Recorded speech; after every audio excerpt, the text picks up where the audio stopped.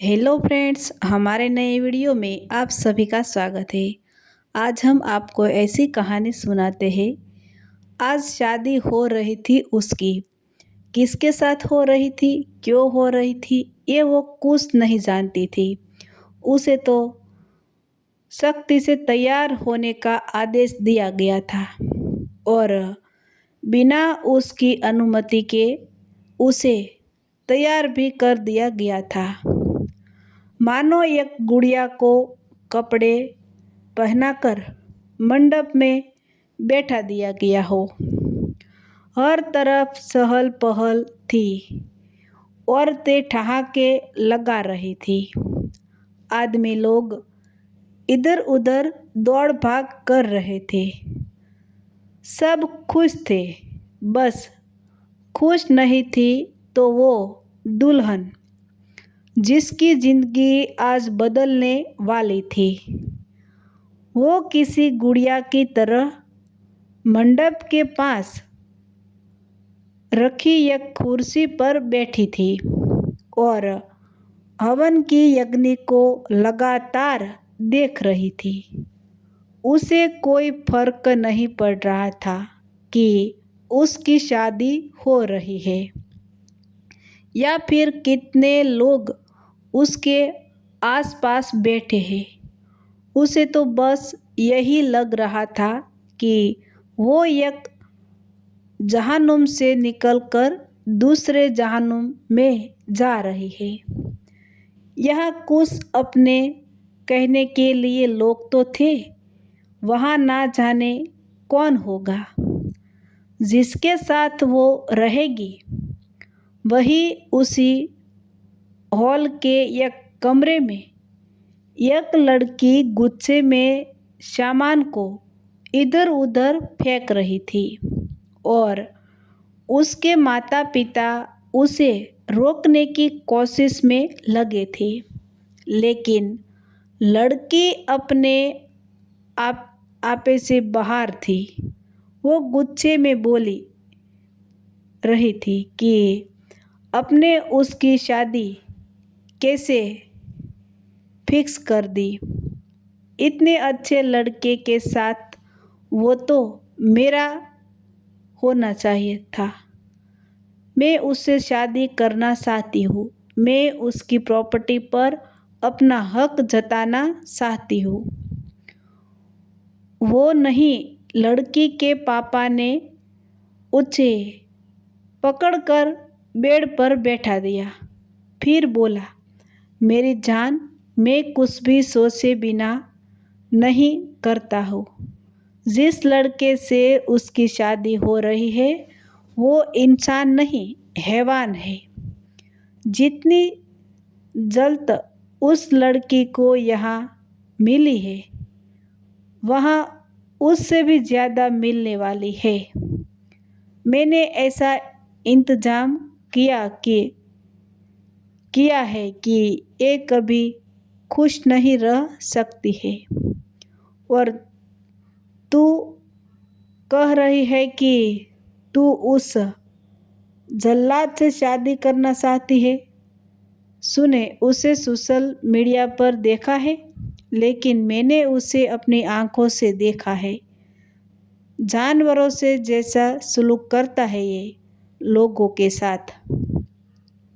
वो आदमी आगे कुछ बोलता उससे पहले ही बाहर से आवाज़ सुनाई दी, चलो चलो, लगता है बारात आ गई। हम तो देखे खुशी का दूल्हा कैसा दिखता है। आदमी ने लड़की को छोड़ दिया और बोला, तो अब मुस्कुरा कर अपनी प्यारी सी बहन को विदा करो, ताकि सबको लगे कि हमने अपना फर्ज ठीक से निभाया है। लड़की ने अपनी माँ की ओर देखा तो उसकी माँ ने भी कुटिलता से हंसते हुए हामी भरी और तीनों बाहर आ गए। सब लोग दूल्हे को देखने के लिए बेताब हो रहे थे, और हो भी क्यों ना। इस इसका एशिया का सबसे छोटी उम्र का और सबसे बड़ा बिजनेसमैन था रजत सिंधानिया। जितना बड़ा नाम उतने ही बड़े काम। रजत सिंधानिया दिखने में बहुत स्मार्ट और हैंडसम था। ये लोगों के सामने बहुत कम आता है, लेकिन सोशल मीडिया पर एक्टिव रहता है और अपने फोटोज शेयर करता रहता है। लेकिन फोटोज से कोई इसके स्वभाव का पता नहीं लगा पाया। कोई कहता है ये इंसान नहीं जानवर है, तो कोई कहता है कि ये देखने में खड़ूस टाइप नहीं है, बस लोग बदनाम कर रहे हैं। सब लोग बारात के स्वागत में खड़े हो गए और इंतजार करने लगे। तभी बड़ी सी गाड़ी आकर सबके सामने रुकी तो सबके चेहरे चमक उठे। उसमें से लगभग 6 फुट का ऊंची कद काठी का लड़का बाहर निकला। उसने सेहरा बांध रखा था और ब्लैक कलर का सूट पहना था। सेहरा रहने की वजह से किसी को उसका चेहरा दिखाई नहीं दे रहा था, लेकिन लोग तो उसे ऐसे देखकर ही खुश हो रहे थे मानो कोई देवता आसमान से उतर कर आया हो। ये रजत सिंधानिया था। वो अकेले ही उन लोगों की ओर बढ़ गया तो सब लोग खुसुर खुसुर करने लगे कि ये अकेला ही क्यों आया है। क्या उसके परिवार में कोई नहीं है, या फिर ये लेकर नहीं आया।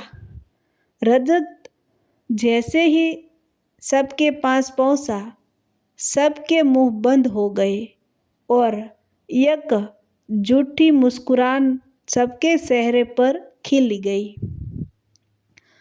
अंदर मैडम के पास बैठी खुशी शर्मा को ये तक एहसास नहीं था कि उसके आसपास अब कोई नहीं है।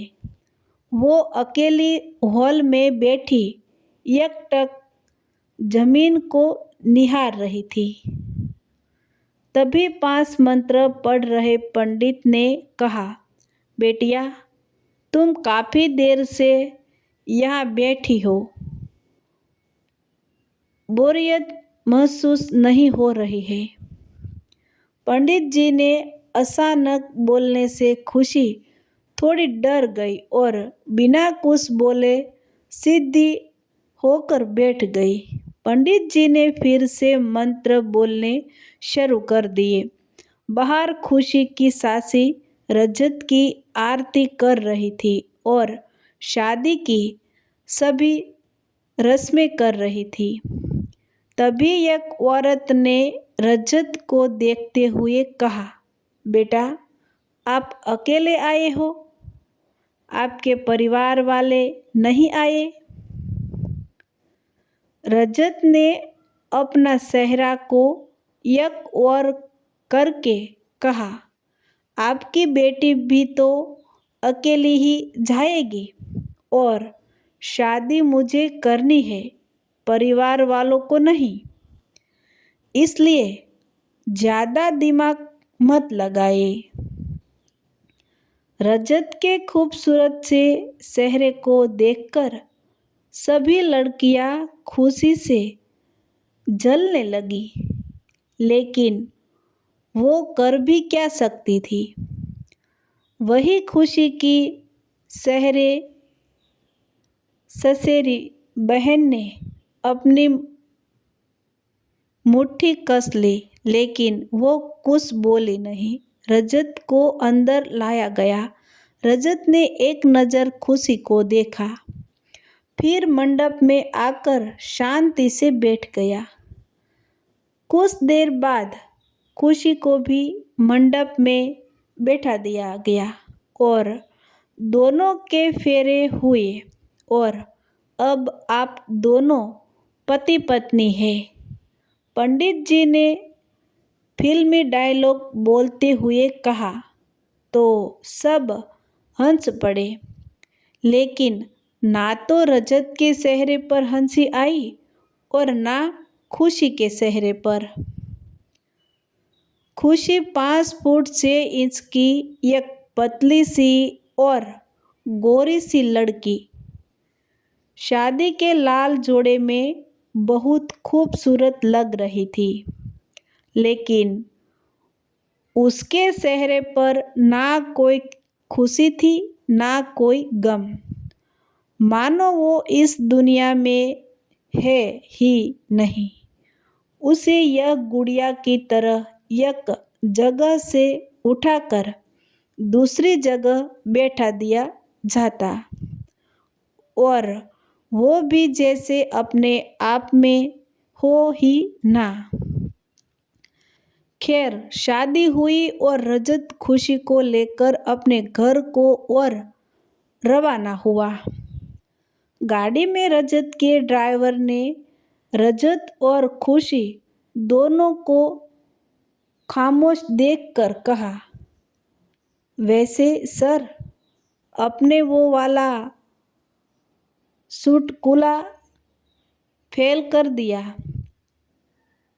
जिसमें कहते हैं कि लड़का बारात लेकर जाता है और वो शेरनी अकेली आती है। आज आपने दिखा दिया कि आप भी शेर हैं जो अकेली शेरनी को लेकर आए हैं। रजत ने ड्राइवर को घूर कर देखा, फिर बोला, ए बकवास जोक मारने से अच्छा गाड़ी चलाने पर ध्यान दो। रजत ने एक नज़र खुशी को देखा, जो बाहर देखकर बिना किसी भाव के आराम से बैठी थी। जब रजत ने अपने लैपटॉप को उठाया और उसमें कुछ काम करने लगा, खुशी को ना रजत से कोई फर्क पड़ रहा था ना किसी ड्राइवर के जोक से। वो तो बस अपनी किस्मत पर अंदर ही अंदर रो रही थी, क्योंकि बाहरी आंसू तो उसके कब के खत्म हो चुके थे।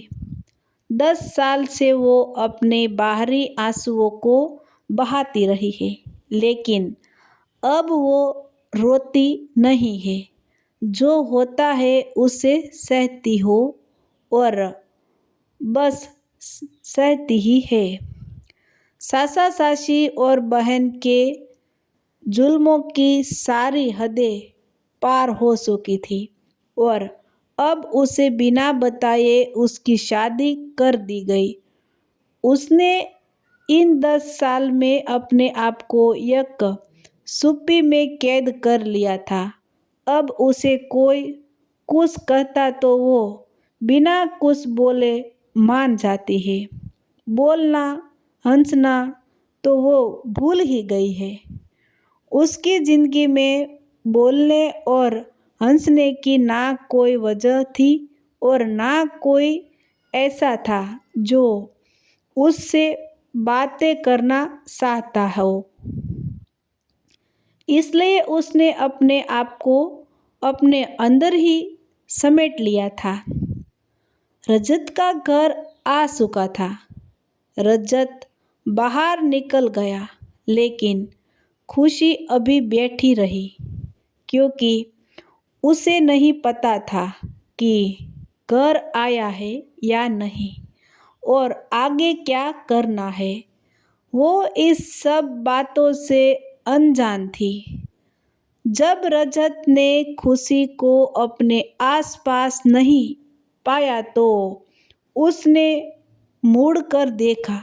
खुशी अभी भी भाव शून्य होकर बैठी थी।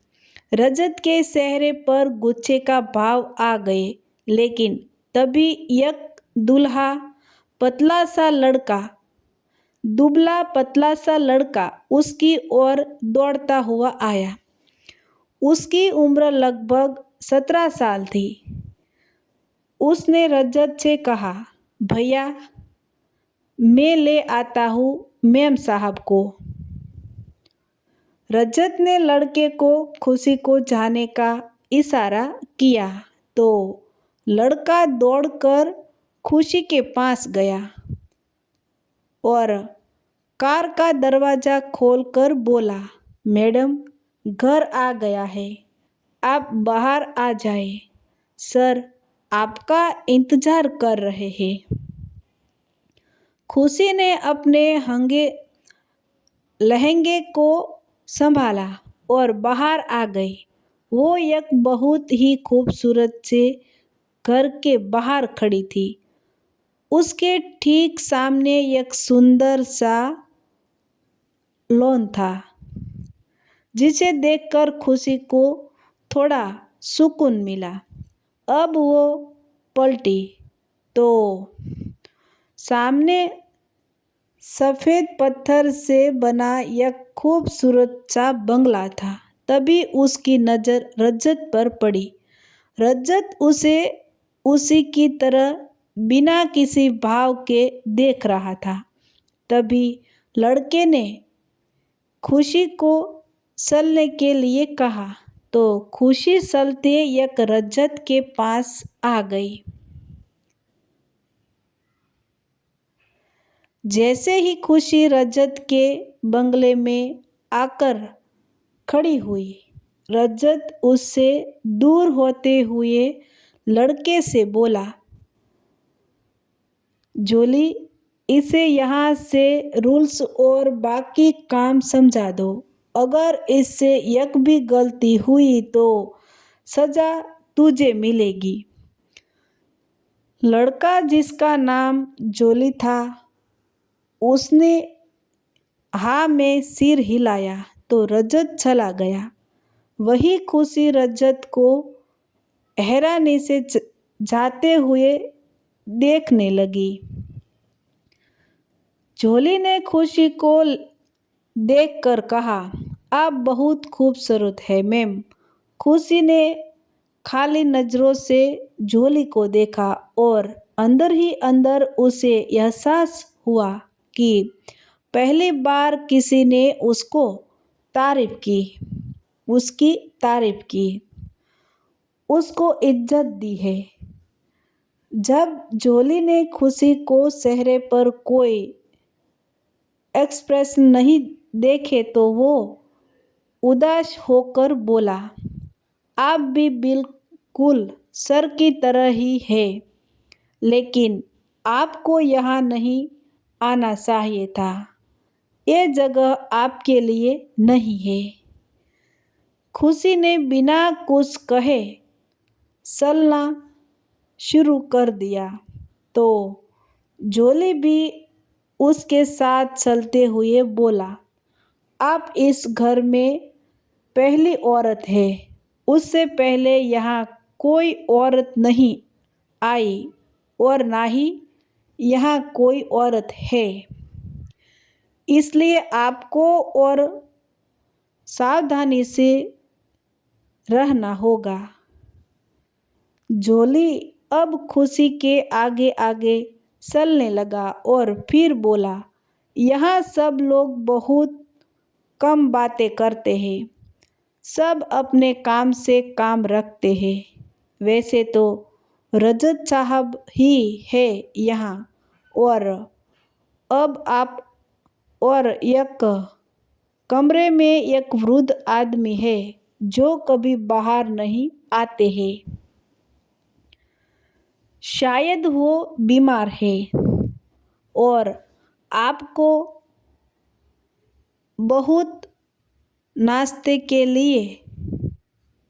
सुबह नाश्ते के लिए 8 बजे डाइनिंग टेबल पर आना है। 1 मिनट भी लेट होने पर आपको नाश्ता नहीं दिया जाएगा। नाश्ते की टेबल पर ही रजत सर से आपकी मुलाकात होगी और आपको जो बात करनी हो आप वहाँ कर सकती है। फिर दोपहर का खाना आपके कमरे में पहुँचा दिया जाएगा। आप बाहर नहीं जाएगी क्योंकि तब सर यहाँ नहीं होगे। रात में 10 बजे आपको फिर से डाइनिंग टेबल पर आना है खाने के लिए। इस वक्त आपको कोई बात नहीं करनी है क्योंकि सर काम करके थक जाते हैं और गुस्से में रहते हैं। जोली ने सारा काम ऐसे बता दिया मानो उसने रट लगा हो। खुशी अब अंदर आ चुकी थी। एक से बढ़कर एक आलीशान कमरे थे यहाँ। खुशी ने उदास आंखों से सब कुछ देखा। जोली ने उसे उसके कमरे तक पहुंचा दिया और वापस चला गया। खुशी आकर बेड पर बैठकर लंबी लंबी सांस लेने लगी। कहा तो उसने सोचा था कि कम से कम शादी के बाद तो उसे इस तरह जल्लित की जिंदगी नहीं जीनी पड़ेगी। और कहाँ आज यहाँ आते ही उसे घर के रूल्स सुना दिया गए हैं। इस लड़की दुल्हन बनकर हजारों ख्वाब और ख्वाहिश रखती है और चाहती है कि ससुराल में उसे वो सब मिले जिसकी ख्वाहिश उसने की थी। लेकिन यहाँ तो बिल्कुल विपरीत था। खुशी के यहाँ आने पर किसी ने स्वागत नहीं किया, ना ही कोई रस्म की गई।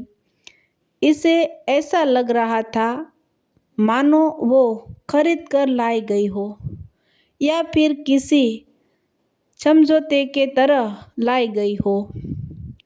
खुशी ने अपनी आंखों को बंद किया और बेड पर लेट गई। पूरे दिन से थकी होने के कारण उसे नींद आ गई। रंजीत बाहर से एक कमरे में आ गया जहां एक वृद्ध आदमी लेटा हुआ था। रंजीत ने उनके हाथ को अपने हाथ में लेकर कहा, दादाजी, मैंने आपकी वसीयत की मुताबिक शादी कर ली है। मुझे नहीं पता आप मेरी शादी क्यों करवाना चाहते थे, लेकिन जब मैंने आपकी वसीयत पढ़ी तो मुझे लगा शायद इसी में आपकी खुशी होगी। अब आप जल्दी से ठीक हो जाए। वृद्ध आदमी जो बोल नहीं रहा था, ना ही कोई हरकत कर रहा था, वो बस रजत को देख रहा था। तभी रजत उठा और वहाँ से चला गया।